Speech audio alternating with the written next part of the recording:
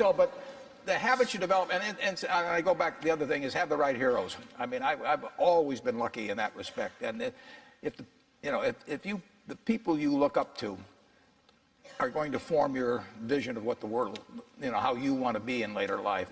And I'll give you two pieces of advice. I'd invest as much in myself as you can. I mean, you're your own biggest asset by far. I mean, you've got all kinds of potential. All the people in this room, you're lucky to be in this country, gotten a good education, but most people go through life using up a very, very small part of their potential. And so anything you do that invests in yourself, that's the best investment you can possibly make. And then I would follow my passion. I mean, whatever turns you on.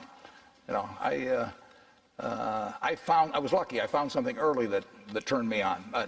But you don't want to take a job just for the money. You don't want to take a job for an organization that you really don't feel good about, or work for people that you don't feel good about. You really want to be excited when you get out of bed every morning. And it won't necessarily be the job that you have 10 years later, but you'll be learning so much as you go along. And I took a job with Ben Graham, my hero, and I never asked the salary, and I found at the end of the month when I got my first paycheck what I was earning, because I just knew it was the right thing to be doing. So I would follow your passion. The worst investment I ever made? How long do you have? Well, I've made some very bad ones, but that doesn't really bother me. It may bother the shareholders, but that's another question. You're going to make mistakes in life. I mean, there's no question about it. You don't want to make them on the big decisions, who you marry and some things like that. So there's no way I'm going to make a lot of business and investment decisions without making some mistakes. I may try to minimize them. I don't dwell on them at all. I don't look back.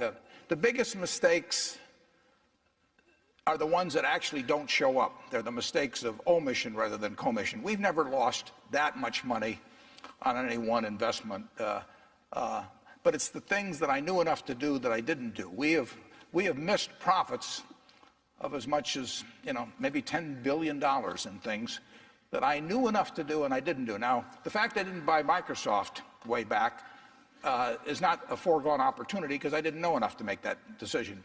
But there have been other investments where I did know enough to make the decision, and for one reason or another, I either didn't do it at all, or I did it on a small scale. I was sucking my thumb when I should have been writing checks, basically. And those don't show up. There's no place where it shows missed opportunities, but I've missed some big ones. The triumphs in life are partly triumphs because you know that everything isn't going to be a triumph. And I would never get too hung up on mistakes. I know a lot of people that really agonize over them, and it just isn't worth it. I mean, tomorrow's another day, and you live it forward and just go on to the next thing.